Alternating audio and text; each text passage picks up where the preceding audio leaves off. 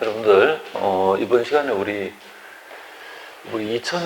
작년도죠, 그죠? 2019년도 기출문제를 지금 2020년도 시점에서 풀어보는 거죠, 그죠?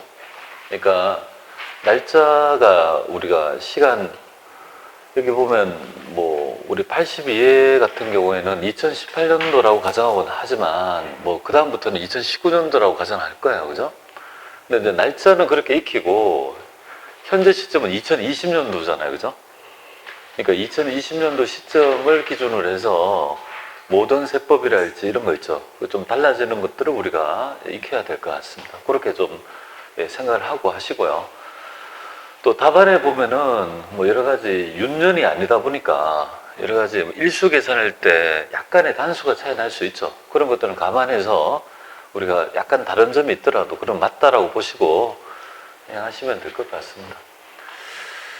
자, 기출 다시 5%죠, 그죠? 우리 전산생물학에서 가장 어려운 부분이 뭐냐 하면 일단은 첫 번째가 시간 배분 되겠습니다. 시간 배분. 이게 가장 중요하죠. 그리고 이제 좀 더 있죠. 점수를 그죠? 좀 구체화시키는 작업. 이걸 먼저 이렇게 2단계로 좀 올려야 돼요.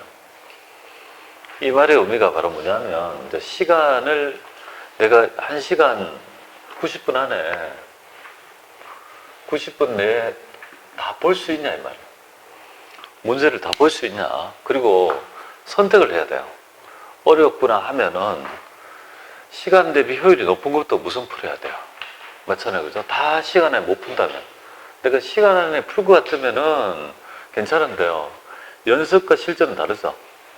연습 때 이런 기출 문제를 한 80분 내, 한 70분, 5분이나 80분 정도 하셨던 분들이 실제 시험장에서 계속 빠듯하게 풀어내죠. 마감을 하고 하는 그 정도의 속도가 난다 이 말이죠. 처음에 이거 연습해야 돼요. 우리 모의고사 기출문제 연습하는 이유는 냉철하게 이제 시간 배분을 하는 거예요. 본인이 있죠. 이거를 그냥 아무런 의미 없이 풀면 그죠? 이유가 없습니다. 그리고 오늘 있잖아요. 틀린 부분 있죠. 내가 잘 봐야 될 거를 연필로 뭐예요? 연필로 하세요. 조금씩 간단하게 체크해서 체크해놓고 그죠? 이거를 3회독은 해야 된다고. 다른 또 우리 나눠드렸던 책 있잖아요. 책에 또 기출문제 그걸 풀어봐가지고 또 이쪽으로 옮기고 한 곳에 옮겨야 된다고요. 제 생각에는 이 시험지 옮기면 좋아요. 시험지를 그죠? 딱 모아가지고 나중에 그걸 보면서 계속 있죠. 단거라 해서 들어가면 되겠습니다. 네, 그런 의미죠. 시간 배분 연습 안 해보거든요. 그러니까 이제 그런 거를 좀 해보는 거고, 문제 난이도를 보고 여러분이 좀 확인할 수 있어야 돼요. 딱 보는 순간 얘가 어렵다, 쉽다. 어려우면 뭐예요? 버릴 건 버리고 내가 맞출 거를 어떻게 맞출 거냐. 전략이 안 나오면 안 된다 이거죠. 그 연습하는 거예요. 그냥 무턱대게 순진하게 첫 번째부터 이렇게 간다는 거. 그러면 시간 배분을 하는 방법이 뭐냐면 순서를 어떻게 할 거냐. 풀이 순서를. 그래서 풀이 순서를 1번부터 해서 쭉 나가면 이론에서 실물을 풀죠. 이렇게 풀어야 돼요. 근데 이렇게 풀면 안 된다고요. 실물부터 해서. 이렇게 풀어가지고 이론 점수가 높으면 괜찮아요. 근데 높을 수 없어요. 왜냐하면 실물 하다가 나만 찬밥으로 이론을 풀잖아요. 남아있는 거 조금 있잖아. 후둥지둥 몇 개 풀고 이렇게 밀어버리는 식으로 한다면 절대 반타작이 되지 않아요. 10개 이상 안 된다고요. 전산생물과 합격자들이 평균 있죠. 우리 이론 득점이 11개쯤 돼요. 하여튼 저는 11개 이하로 맞아가지고 합격한 사람은 그전 본 적이 없습니다. 그리고 당연한 거죠. 이렇게 이론부터 풀면 안 된다 이 말이에요. 아니 실무부터 풀면 안 돼요. 그럼 이론 이렇게 풀어야 된다고. 그럼 이론은 몇 분? 20분. 네. 근데 우리가 시험 몇 시야? 4시잖아요. 그죠? 3시부터 시잖아요. 근데 2시 55분부터 푸는 거예요. 받자마자 바로. 시간 5분 뭐예요? 여기서. 세이브를 좀 해야 되죠. 어떤 얼마를 5분 정도를. 문제를 받자마자 뭐예요? 문제를 막 어느 정도 좀 풀어야 된다고요. 시간의 최소화. 우리 문제를 받는 순간 이렇게 문제를 쭉 넘기면 어떤 문제가 나왔는지 이런 문제 풀 수 있다고요. 아니, 풀지 말라 한다고요. 그건 순진한 생각이고 그냥 풀어도 돼요. 뭐 푼다면 뭐 쪽지를 확인한다 하면 되지. 앞에 와서 풀지 마세요라고 제재하기 전까지 풉니다. 푼다는 게 뭐냐면 막 개성이 막 뚫리라는 게 아니고요. 눈을 보고 이렇게 잠깐 해도 돼요. 쪽지. 그럼 그거 왜 풀어야 하면 쪽지 확인한다고. 쪽수 확인하는데요. 그럼 확인을 아니 지금 천천히 보고 있다고 쪽수를 그렇게 얘기하면 돼요. 그걸 있잖아. 그리고 그걸 뭘 하는 사람이 이상한 거예요. 그런 너무 있잖아요. 너무 초보틱한 느낌 들죠. 이 물 흐르듯이 그죠? 수험 있죠. 그걸 잘 운영을 못하는 사람이죠. 저도 감독관 한 4년 해봤지만 그렇게 하는 거 아니라고요. 열심히 하겠다는데 어떻게 돼요? 기특하죠. 열심히 해. 너무 티가 안 나. 그러면 다른 사람이 얘 푸는데요 이렇게 하진 않거든요. 얘 푸는데 제재 왜 안 하세요? 그렇게는 안 하잖아요. 그죠? 그래서 시험 전까지 눈 감고 기다리는 사람 있죠. 딱 이렇게 그죠? 나는 그 공정 경쟁을 위해서 이렇게 그건 아니지 않냐 이 말이에요. 그래서 시간을 좀 세분해. 문제를 딱 보고 어렵다 싶으면 이게 중요해요. 5분 줄였죠? 되게 중요합니다. 자, 이렇게 해서 여기 이론을 풀고 이제 실무인데요. 실무는 여러 가지 방법이 있지만 제 생각에는 여러분 연습을 우리가 제목부터 먼저 풀 거냐, 등을 먼저 풀 거냐, 법인세 등을 먼저 풀 거냐 이런 선택의 기로에 서는 거 아니겠습니까? 저는 얘를 추천드려요. 얘부터 우선 1순위 풀고 그 다음에 재물을 푸는 게 더 낫다라고 봐요. 이유가 뭐냐면 우리 법인세는 몇 분이냐면 20분에서 25분 해요. 본 내에 풀어야 돼요. 제가 왜 이렇게 시간 몇 분 얘기하는지 아세요? 저렇게 조밀하게 딱딱 정해진 그죠?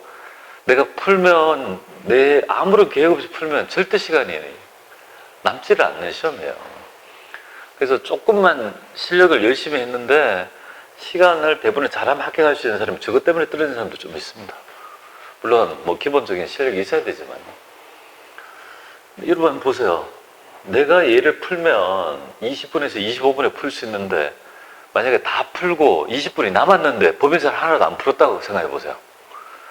마음이 어떤 느낌이 들까요? 20분, 25분 남았는데 법인세가 아무것도 안 풀었어요. 우리 되게 그죠? 부담이 되는 거 아니겠습니까? 그죠? 동일한 시간인데 불구하고 뭐부터 푸는 건지에 따라 착시 현상이 일으킨다고요. 법인세는 25점이라 했잖아요. 30점 중에서 목표가. 얘를 일단 매일 하면 마음이 푸근해진다고요.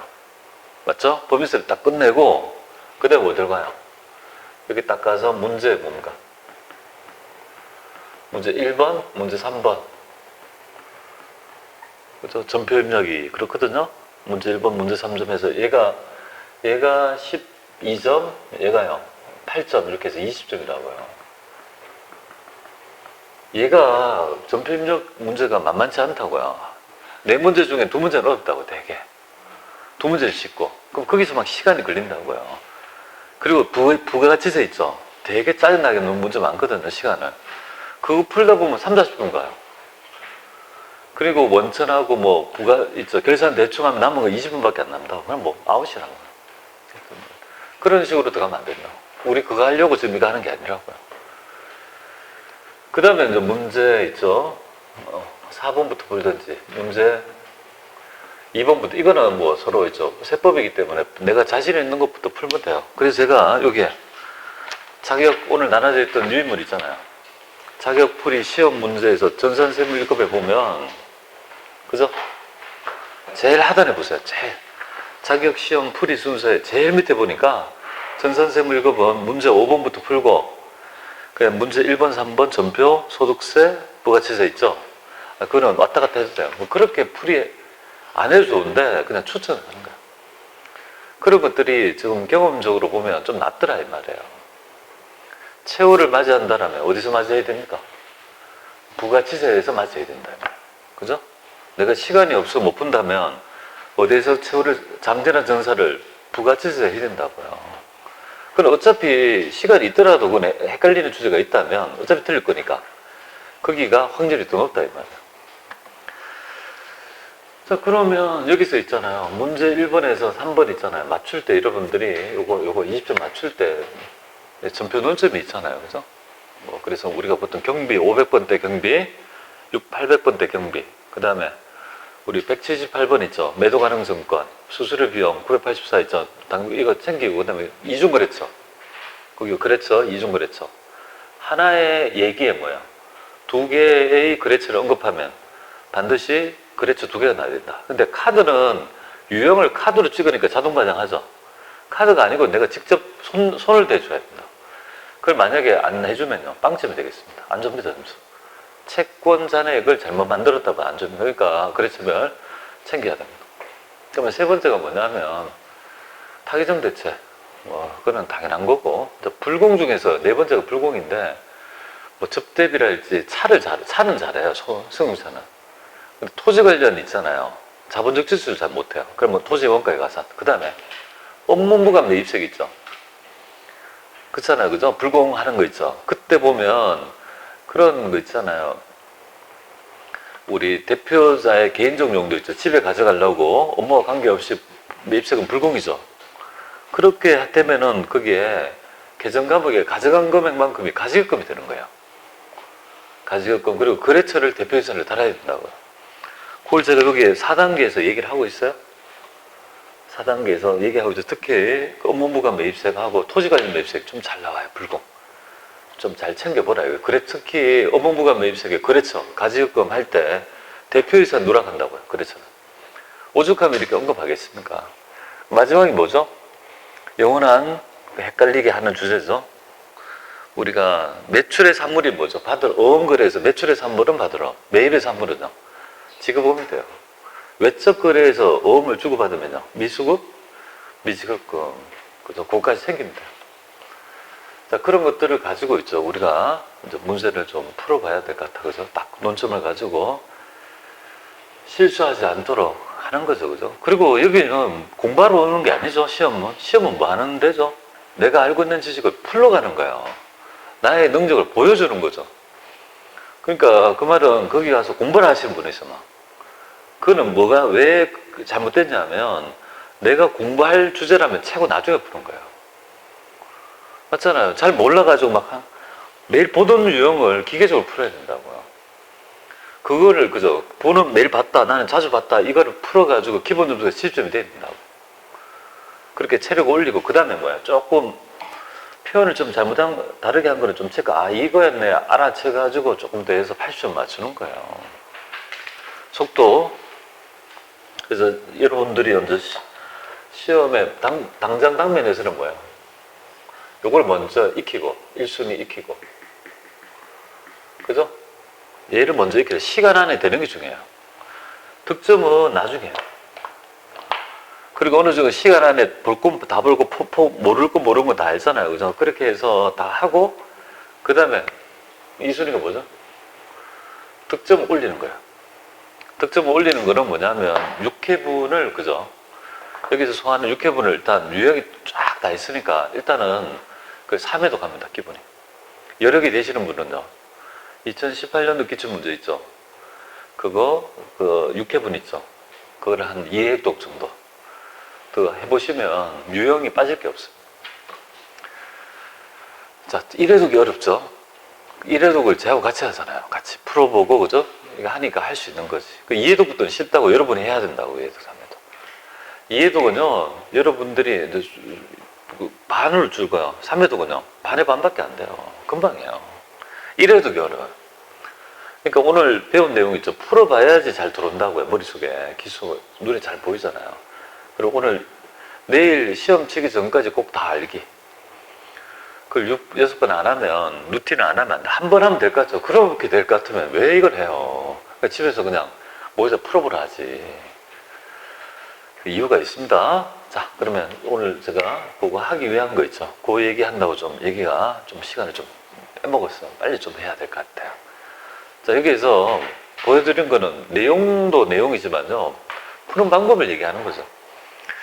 내가 이 중에서 잘하고 문제를 봤지만 스캐닝을 해보라고요. 첫 번째 문제를 딱 보는 거야.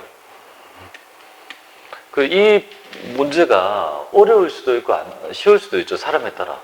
그냥 보통 어려운 패턴의 문제는 그 객관식 1번 문제하고 전표 1번 문제가 어려워요.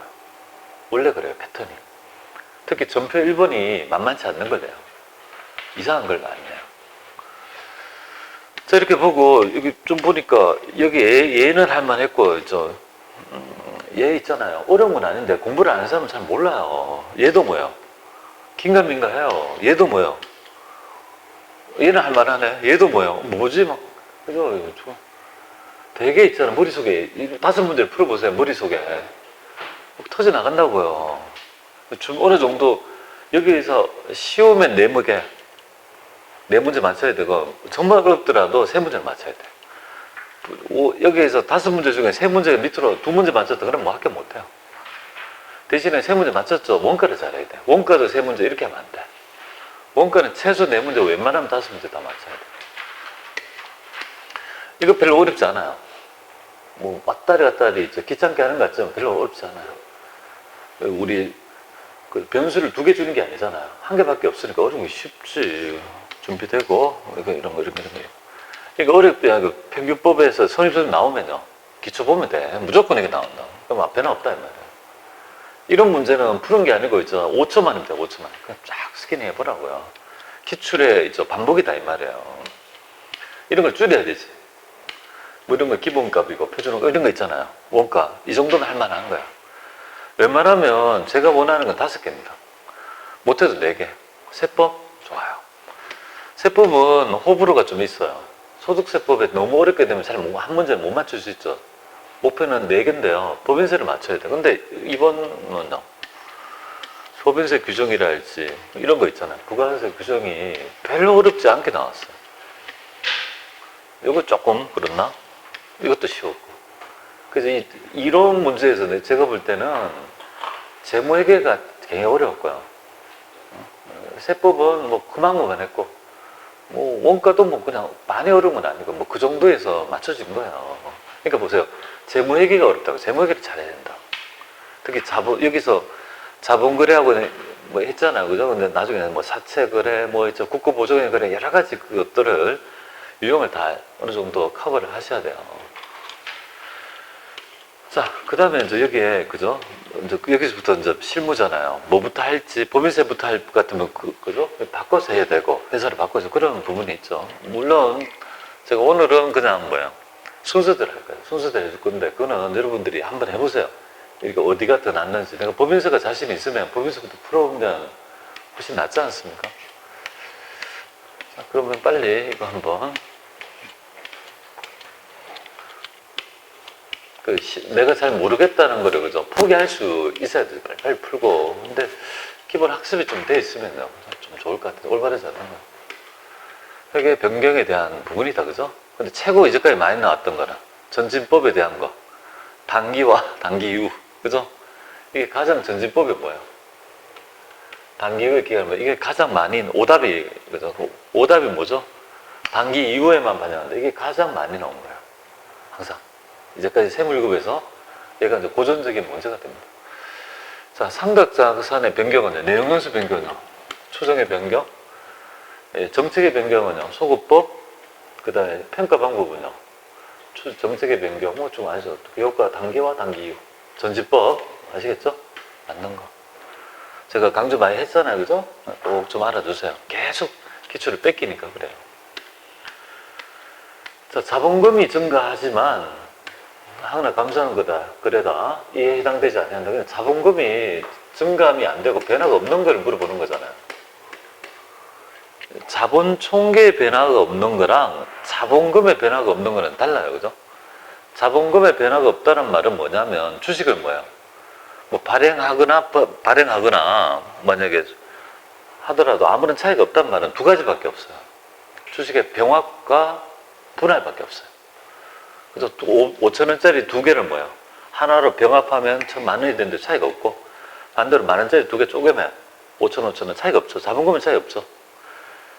찾으면 돼요. 할증 이게 할증 발행했다면 자본금 늘고, 할인 발행해야 했다도 자본금 줍니까? 증가한다. 주식 배당이 또 늘잖아요. 그러니까 자본금의 명확한 개념이 없으면 이런 문제를 빨리빨리 못 친단 말이에요. 딱 알고 들어가야 돼. 그죠? 요새는 자본의 변동 말고 자본금의 변동이 없는 것들을 많이 물어봐요. 요새. 작년엔 그랬습니다. 또 올해는 모르겠어요. 또 자본에 대한 자본의 변화가 없는 거랑 자본금의 변화가 없는 건 다르지 않습니까? 그런 거죠. 자, 3번 보겠습니다. 여기 올바른 설명을, 이런 것들이 어려운 거예요. 바른 거, 맞는 거 나왔잖아요. 첫 번째. 맞는 게 어려운 거거든요. 올바른 설명을 모두 골라버려요. 자, 매입에 관계된 할인 에너지냐. 매입원가 차가? 맞죠?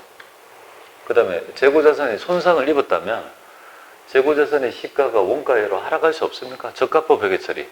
손상차손 하잖아요. 그죠? 평가 손실이 뭐야? 그 손상차손이다. 이렇게 보면 돼요. 평가해가지고 떨어진 거?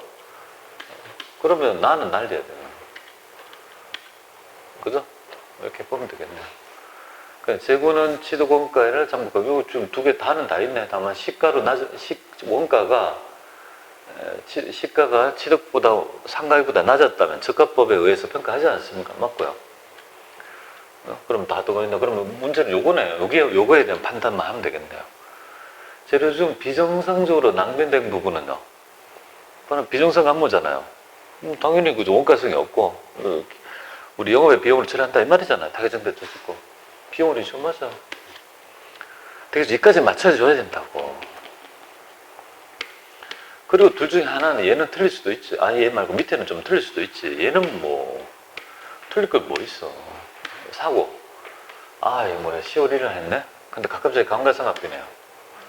올해 10월 1일 샀단 말이잖아요. 그 다음에 시동 부대 비용 들어가고. 스노우 타이어 교체한 거는요. 비용이잖아요.